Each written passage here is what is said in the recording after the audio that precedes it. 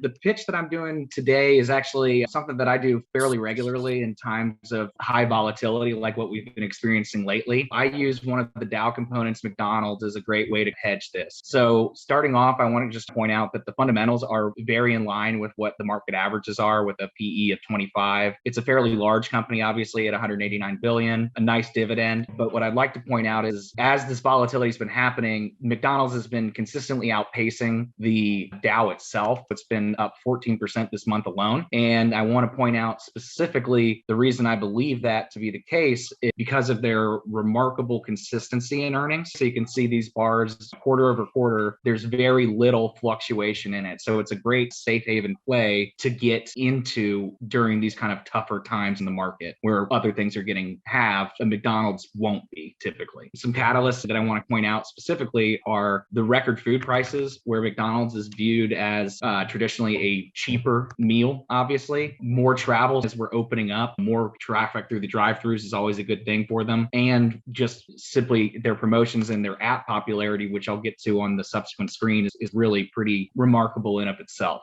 How I play this is a core position in my own portfolio where I drip the dividend. And again, I recognize that it's a fair valuation compared to the market as a whole. And then in these times of volatility, so I actually purchased on Monday some calls in the name, and I'm up to 73% on the week on it, which is great. I use this as a honey hole for me to dip into to get some additional cash so that I can deploy that into other positions. As well as, I'd like to point out that surprisingly enough, it's actually the top app on a consistent basis. I checked over the last 3 weeks, and McDonald's sits at number one on the essential foods apps, above Starbucks, way above Uber Eats and things like that, which I kind of find to be almost surprising. And on the top charts in general, it's number two for food and drink. So this is something that's really able to make solid returns and have some consistency in it as well. I use this both as a core holding and then a hedge for volatility personally. So that's the pitch and thesis on how I use McDonald's to accomplish those goals.